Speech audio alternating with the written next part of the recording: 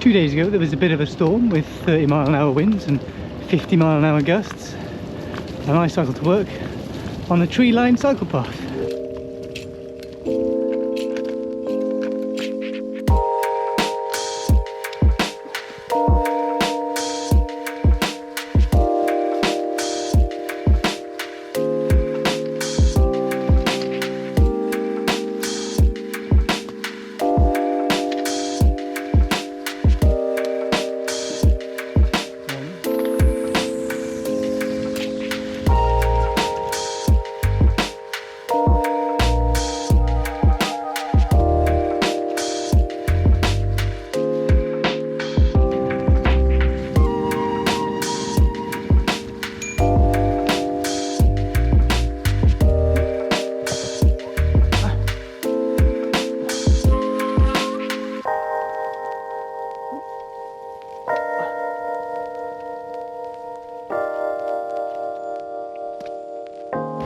I still love the autumn. Little bit of cyclocross some mornings, cycling home in the dusk, getting the sunsets, getting the sunrises by the sea. No sunrise this morning, I'm way too late.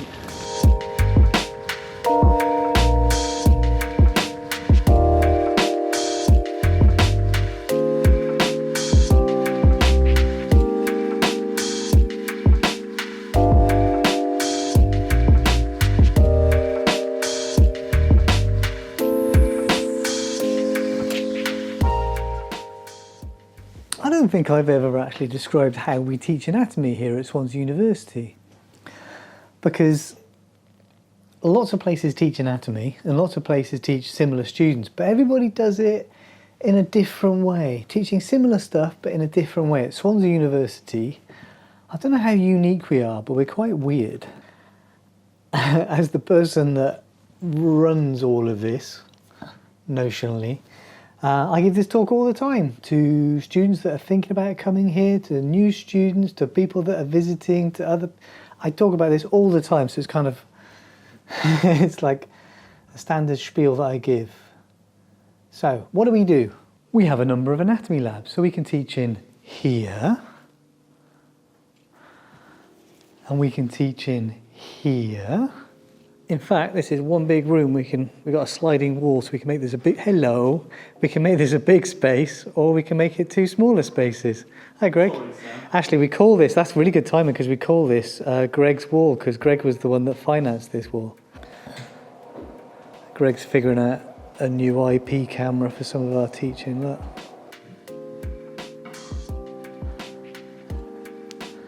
Oh, it's a bit, it's a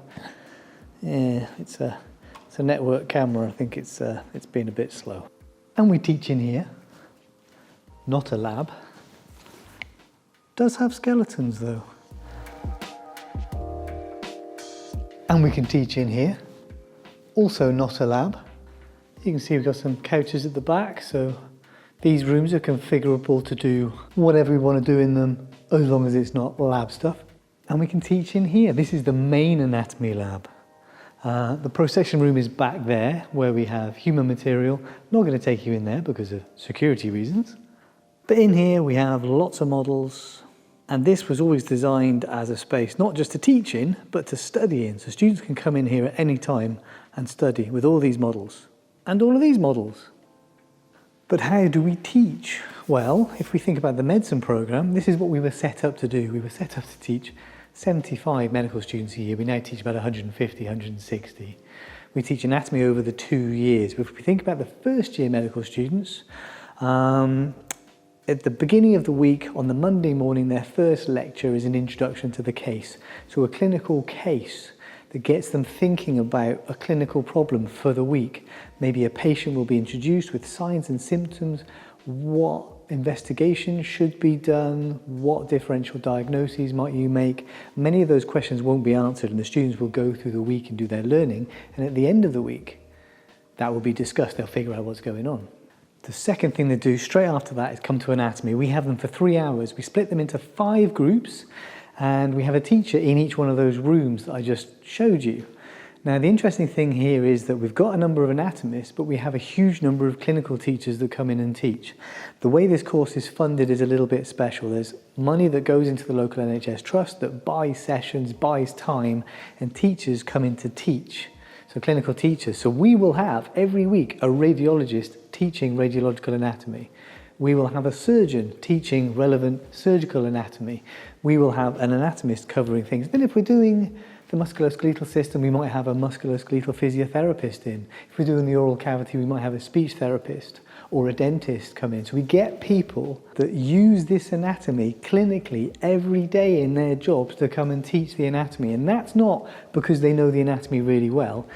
Everybody knows anatomy well enough once they've qualified to teach anatomy to first-year medical students.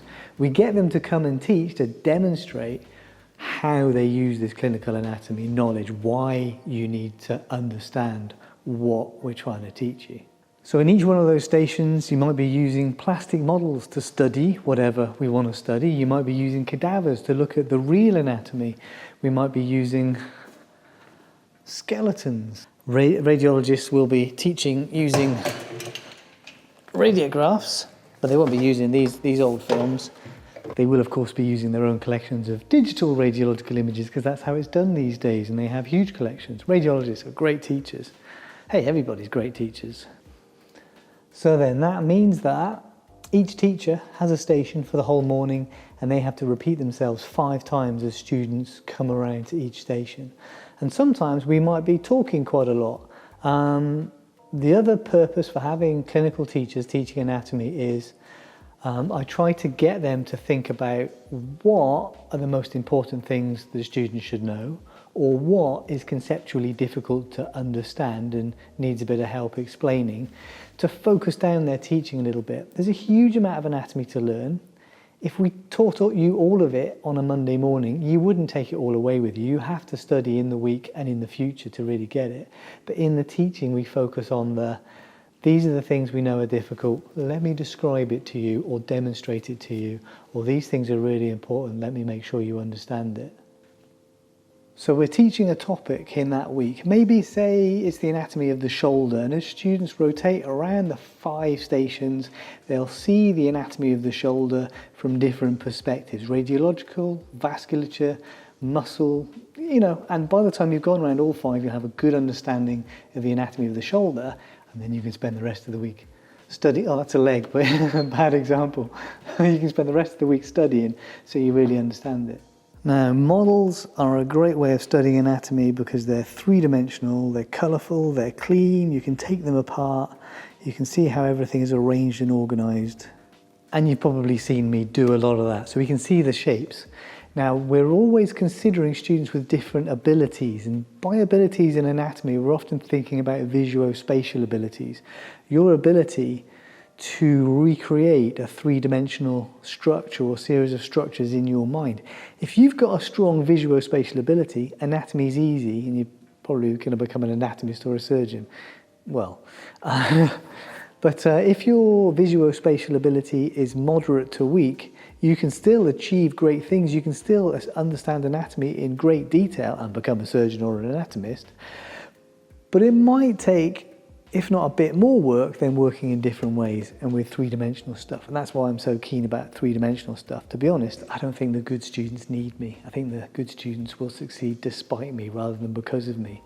But it's the students that they find anatomy a little bit more difficult. That's where I can be really helpful. And you shouldn't not become a doctor just because anatomy is difficult. We can find a way. We always find a way. Even with this great space and this great collection of models, we still teach with human tissue, with cadavers, with donated bodies. And this is for a number of very, very good reasons. If you're teaching healthcare professionals, there's a whole hidden curriculum to do with death that we manage and we look after and we're very, very much aware of. Topic for another video, probably. But also, the main thing is that you can't show anatomy with just one tool. So we use handheld ultrasound to teach, to show anatomy. We use plastic models to teach, to show anatomy. We use computer-generated models to teach, to show anatomy. We have textbooks, we have illustrations. But the cadaver is I say the only realistic one, the most realistic one, because it's real. If you have a collection of cadavers, you can see the real size of the sciatic nerve and where it runs and how long it is. You can look at the real detail of the thoracic wall, and you can look at different cadavers and the sizes of the hearts and the variations in the coronary arteries, which are like the rest of the body. Everybody is kind of similar, kind of built to the same pattern, but everybody's a little bit different inside. And cadavers are so good at showing that and showing the real size, real dimensions, real anatomy. And that's what I need students to be able to do when they're not students anymore, when they're healthcare professionals. I need them to be able to imagine that real anatomy that they've seen inside their patient, because for most healthcare professionals, they're gonna keep the skin on, right? So you have to kind of visualize it, right? The anatomy, that is. When we built this program, we were building a graduate entry medicine program, which means we're taking students that have already done a degree of different ages, and we're trying to teach them medicine in 4 years. If you're teaching medicine in 4 years, you don't have time to dissect, but we do still have time to show you pre-dissected, prepared bodies. And there are extracurricular options for dissecting if students want to, but those were the parameters that got us to where we are now. So if that's how we teach year 1 graduate entry medicine, one group of students, we also teach anatomy in year 2. Obviously, same group of students, just a year later. We teach that in a very similar way. But we also teach applied medical science, which is a BSc program. That might have 140, 150 students on it in a good year. We teach anatomy to physician associates every week as well. Smaller group of about 40, which is great. It could be so much easier teaching small groups of students. And we're also at the moment running a medical neuroscience master's program, which we teach an anatomy block on. And over the 20 years, kind of courses have come and gone. Smaller courses have kind of, used anatomy and then moved on. But in some parts of the year, we can see 500 students a week. My colleagues over the way there, they also teach anatomy. So we're a little bit separate, but we work together. They teach anatomy to nurses and paramedics and osteopaths and probably other groups of people that I've forgotten about. So there is more anatomy at Swansea University than just us. And of course, we teach it in different ways because those groups of students have different needs. So that's us, that's what we do. We teach, we teach a lot of anatomy to a lot of people. We started out small and courses have been added and those courses have grown. And we're really, really busy. So we've spent a lot of time, teaching within the budget and space and staff limitations that we have, and looking at what we do and looking at exam results and student feedback and just tweaking, and this is where we are. It seems to work really well. It's fun to teach. Students enjoy it, students do well, and no student gets left behind. We can give a lot of support, a lot of help to those that need it to make sure they get where they want to go to along their path. Yeah.